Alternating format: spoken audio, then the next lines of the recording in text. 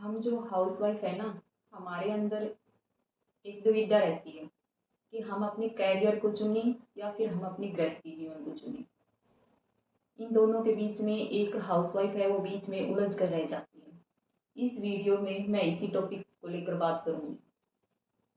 अगर एक लड़की है जो अपने कैरियर को ध्यान देने लग जाती है तो उसे ये लगता है कि उसका गृहस्थी जीवन पीछे छूट रहा है।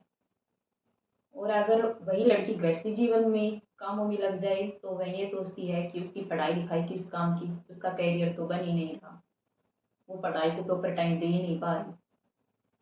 तो इन सबको मैं आपको एक एग्जाम्पल के माध्यम से समझाना चाहती हूँ।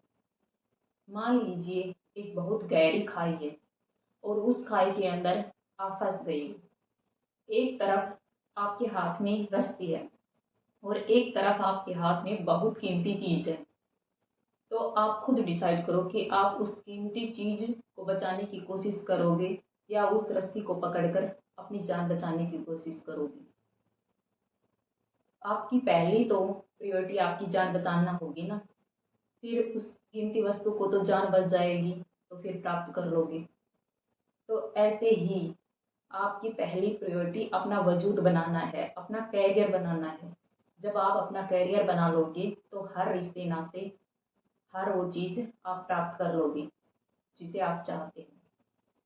90% लड़कियां घर के कामों में इतनी उलझ गई है कि वो अपनी न तो कैरियर पर ध्यान दे रही और न ही अपनी स्टडी पर।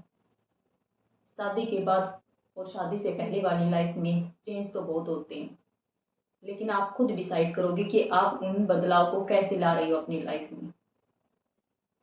एक ऐसी लिमिट बना लो कि मुझे इतने टाइम तक इतना ही वर्क करना है और इसके बाद मुझे जो टाइम देना है वो सिर्फ अपनी पढ़ाई को देना है। मैंने अपनी लाइफ में इसको यूज किया है। पहले मैं भी घर के कामों में बहुत ज़्यादा व्यस्त रहती थी, लेकिन अब पिछले 6 महीने से मैंने अपनी लाइफ में बहुत चेंज किए। मैंने सिर्फ टाइम उन्हीं चीज़ों को टाइम दिया जो चीज़ मेरे लिए ज़रूरी थी। मैंने अपने टाइम मैंने अपने काम का एक लिमिट बना लिया, मुझे इतने टाइम में इतना ही काम करना है। तो मैं उस टाइम के अकॉर्डिंग ही काम करती हूँ और बचा हुआ टाइम, ज़्यादा टाइम मैं अपनी स्टडी को देती हूँ ताकि मैं अपना कैरियर बना सकूँ। मुझे गृहस्थी लाइफ से आगे निकल कर जाना है। कुछ ऐसे पॉइंट है जिन्हें अगर एक हाउसवाइफ अपनी लाइफ में अप्लाई करे तो 100% वो अपनी लाइफ को बेहतर बना सकती है। कभी भी ससुराल के हर एक पक्ष को हम खुश नहीं कर सकते। तो अपने काम की इतनी ही लिमिट बनाओ जितना कि आपकी क्षमता है। आप अपनी क्षमता के अकॉर्डिंग काम करो। जो जिस टाइम तक काम करना है उस टाइम तक काम करो और ज़्यादा टाइम अपनी पढ़ाई को दो। सेकंड पॉइंट, जो लोग आपको नेगेटिव बातों में उलझाते हैं उनसे दूरियां बना लो, क्योंकि एक नेगेटिव पॉइंट माइंड पर बहुत प्रभाव डालता है। जो लोग ये कहते हैं कि हर कोई पढ़ा लिखा है, हर किसी को जॉब नहीं मिलती, ऐसे लोगों से तो दूरी बना ले। जब टाइम आएगा तब उन्हें सब कुछ पता चल जाएगा। तो नेगेटिव लोगों से जितनी दूरी बना सके बना ले। तीसरी चीज़ ये है कि हमें अपने माइंड में हमेशा पॉजिटिव सोच रखनी चाहिए। जब भी हम स्टडी करें तब माइंड में एक पॉजिटिविटी लेकर ही बैठें कि हाँ मैं ये कर सकती हूँ, मुझ में इतनी क्षमता है कि मैं ये एग्ज़ाम क्रैक कर सकती हूँ। आप जिस भी फील्ड में जाना चाहते हैं उस फील्ड में अपना 100% देने की कोशिश करो। सक्सेस तो एक ना एक दिन मिल ही जाएगी। लड़की की लाइफ बहुत अलग होती है।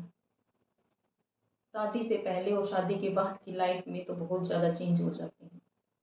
लेकिन अगर आपने अपने मन में ठान लिया कि मुझे मेरा कैरियर बनाना है और आपने अपना टाइम स्टडी को देने स्टार्ट कर दिया, तो आप देख लेना, जिस दिन आपका कैरियर बन जाएगा उस दिन सारे रिश्तेदार, सारे ससुराल वाले, सब कोई आपकी बहुत इज्जत करेंगे और आपसे बहुत खुश हो जाएंगे। इसलिए जितना हो सके अपनी पढ़ाई पर ध्यान दीजिए। घर के काम पर भी ध्यान दें, लेकिन इतना ही करें जितना कि करने के बाद आपको एक प्रॉपर टाइम अपनी पढ़ाई पर दे सके। तो मैं तो हर लड़की को यही कहना चाहती हूँ कि शादी से पहले जिस तरह आप अपनी पढ़ाई पर फोकस करती थी वैसे ही शादी के बाद करें। कुछ चेंज है, इन चेंजों से निकल जाओगी। लाइफ में मुसीबत तो आती है, लेकिन मुसीबतों के बाद जब वो जीत होती है तो उस जीत की गूंज काफ़ी ऊंची होती है। राधे राधे।